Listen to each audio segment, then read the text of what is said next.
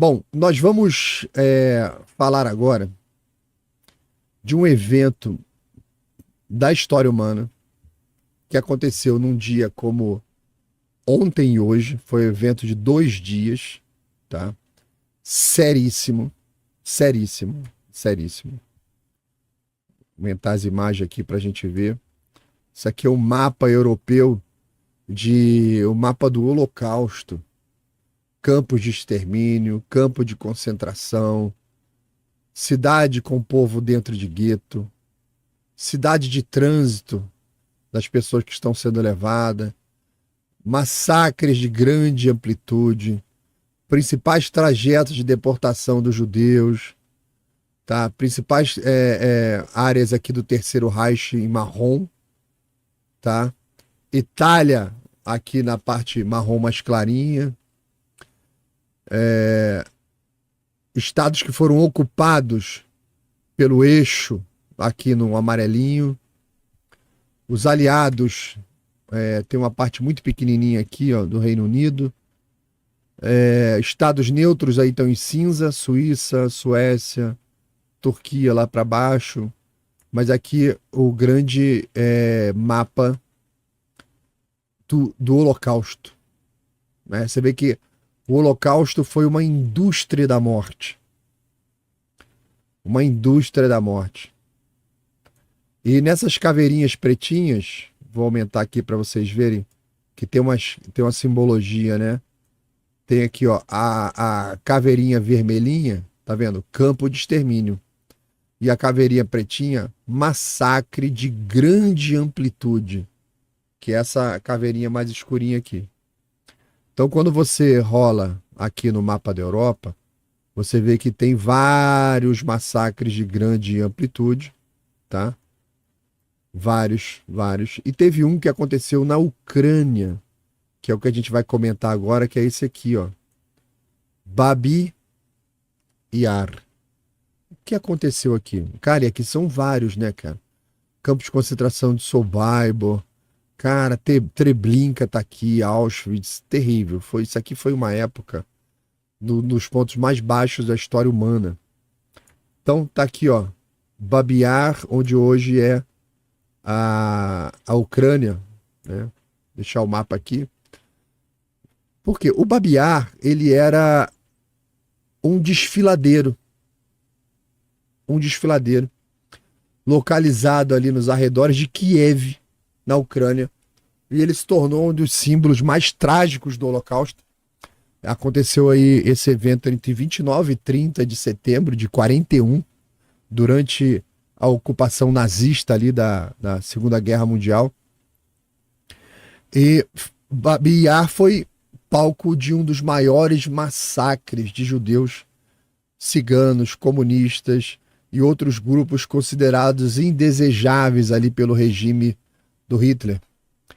Esse trabalho que a esquerda faz hoje de desumanizar a direita, para depois você poder pegar a moça que usou um batom e aplicar nela uma pena que não existe, e isso não revoltar o jornalismo, grande parte da sociedade não vê problema nisso, porque é feito esse trabalho de desumanização.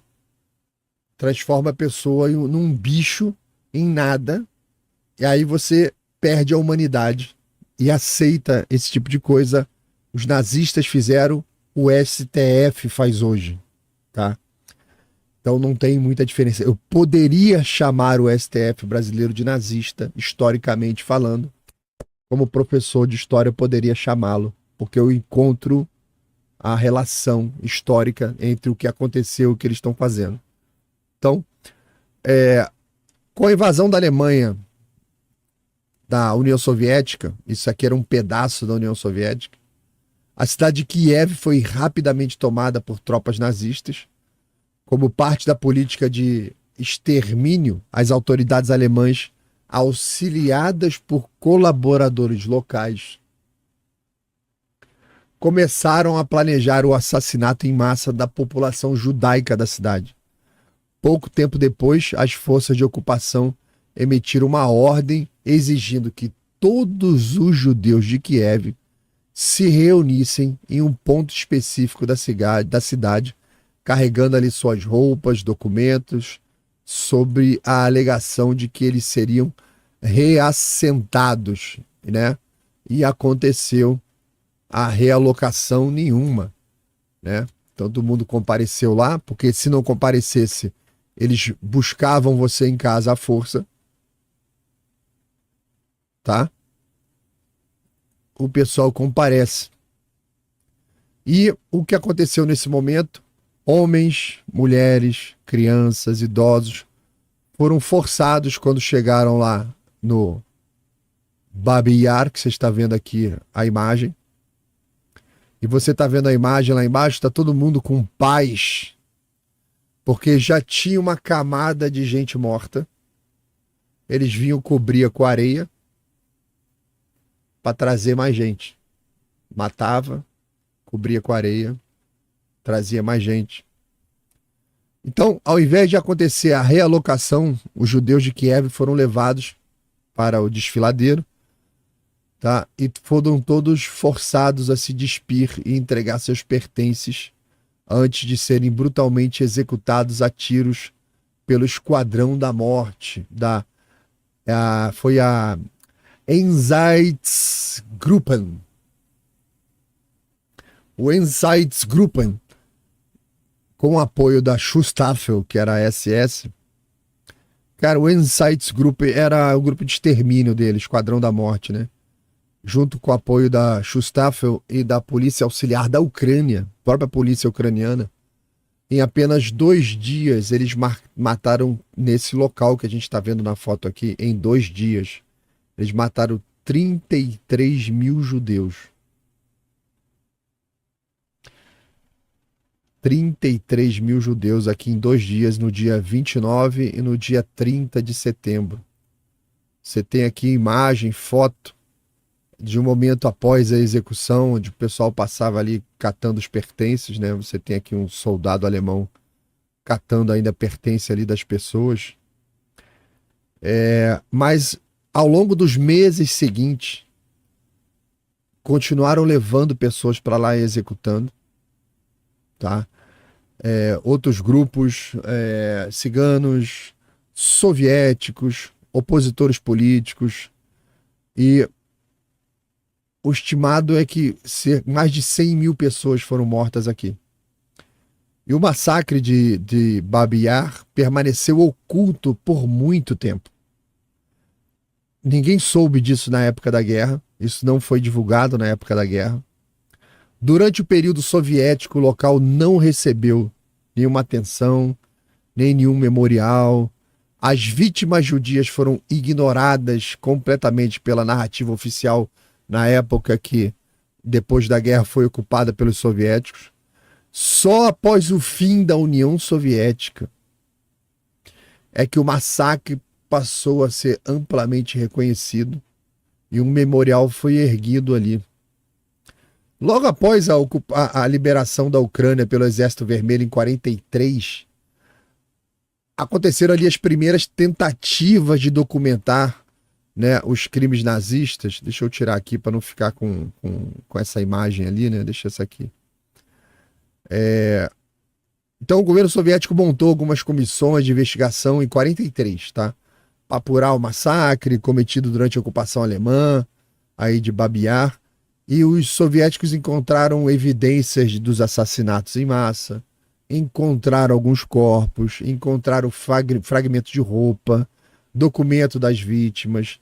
E durante ali o período soviético, as investigações foram lentamente sendo esquecidas, prejudicadas pelo contexto político, tal, meio que abafaram. O regime soviético adotou uma postura de minimizar as mortes, principalmente as judaicas. Lembra que no começo da guerra foi uma parceria entre os comunistas e os nazistas. Então, eles passaram a tratar isso como parte de um extermínio mais amplo, aí foi consequência da guerra, tal. Os nazistas aí, né, que coisa chata, e minimizaram o negócio. E essa narrativa oficial ofuscou a identidade étnica das vítimas especialmente dos judeus, dificultando ali um reconhecimento mais profundo do que tinha acontecido ali. Era apenas um local onde mataram um monte de gente. Foi o que a narrativa soviética quis deixar durante o seu período de ocupação. Depois da queda da União Soviética lá em 91, a investigação e o reconhecimento do massacre ganhou força, tá? O governo ucraniano, que agora era independente, começou a abordar a tragédia de maneira mais transparente. Surgiram várias organizações internacionais. O pessoal do Memorial Yad Vashem, lá de Israel, entrou na história. Colaboraram com o governo ucraniano para identificar mais detalhes sobre as vítimas, os perpetradores e tal. E com o acesso aos arquivos secretos que foram abertos lá na Perestroika, tanto a União Soviética quanto a Alemanha conseguiram mais detalhes sobre o massacre e muitas informações começaram a surgir. Foram documentadas as responsabilidades das unidades nazistas, como a Einsatzgruppen C. Conseguiram achar até qual foi das Einsatzgruppen a específica que trabalhou lá, que foi a unidade C. Acharam lá a colaboração dos policiais ucranianos. Além disso, houve um tremendo esforço para identificar cada uma das vítimas, que inicialmente eram conhecidas apenas por estimativas genéricas, sei lá quanto é que foi, mais ou menos não.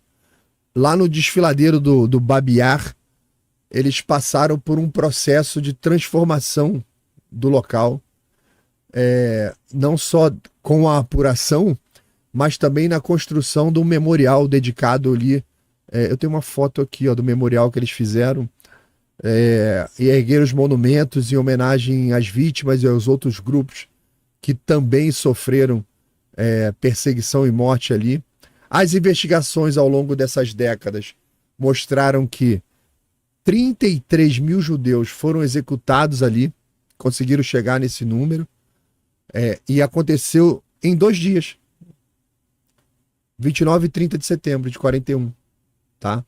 O local continua a ser usado para execuções depois disso em massa por outros grupos, cigano, prisioneiro soviético, prisioneiro político, cidadãos que enchiam o saco, e todo mundo eles jogavam para lá para matar, e chegaram a mais de 100 mil vítimas encontradas ali, e isso aconteceu ao longo da ocupação nazista. As tropas do Einsatzgruppen, com o apoio dos colaboradores locais, foram ali identificadas como os reais. A polícia ucraniana, mas os alemães foram os reais executores. E o governo soviético, embora tenha inicialmente investigado, ali em 43, eles distorceram a natureza do negócio, varreram para debaixo do tapete. Só com a abertura em 91 que a humanidade pôde chegar lá e apurar, ou seja, esse massacre de Babi Yar é de conhecimento recente. Até hoje tem atrocidades não explicadas direito daquele período. E esse foi amplamente reconhecido como um dos maiores massacres do Holocausto na Europa Oriental.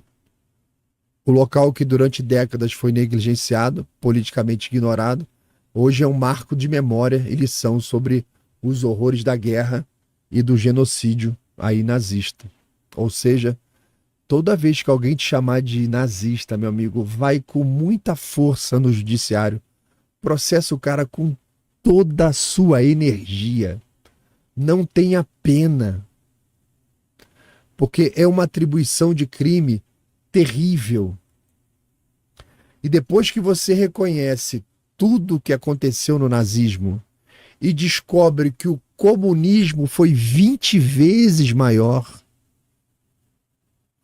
e ainda dura até hoje, que você ainda vê pessoas dizendo eu sou comunista com muita alegria, entre nós existem pessoas com um espírito para produzir isso aqui de novo. Nós vimos aqui um professor em vídeo aqui mais de uma vez dizendo que nós, a direita brasileira, merecemos uma boa bala, um bom paredão e uma boa cova. Nós vimos Então, entre nós, existem pessoas com esse espírito. Por isso que é importante a gente aprender história. Porque quando você vê a história e você vê pessoas que fizeram muito pior do que a história, dizendo que nós merecemos uma boa vala,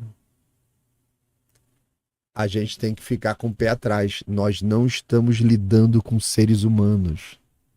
São monstros disfarçados na política. E nós temos hoje monstros no executivo, no legislativo e no judiciário. Beleza? E aí, você que chegou agora aqui no final do vídeo, cara, obrigado por chegar aqui, importante isso. Curte, compartilha, se inscreve no canal, entra no clube de assinantes, faz o que você puder aí para ajudar o Palhaço a trazer mais notícias. Obrigado, tá? E bota no grupo da família, fala assim, olha o Palhaço. E você também pode mandar dica, se você acha que tem alguma notícia que você queira ser comentada, é só me marcar nas redes sociais, procura aí Laudelino RJ, bota no Twitter, bota no Instagram, vai marcando aí que a gente traz e comenta aqui. Valeu, galera, um abraço.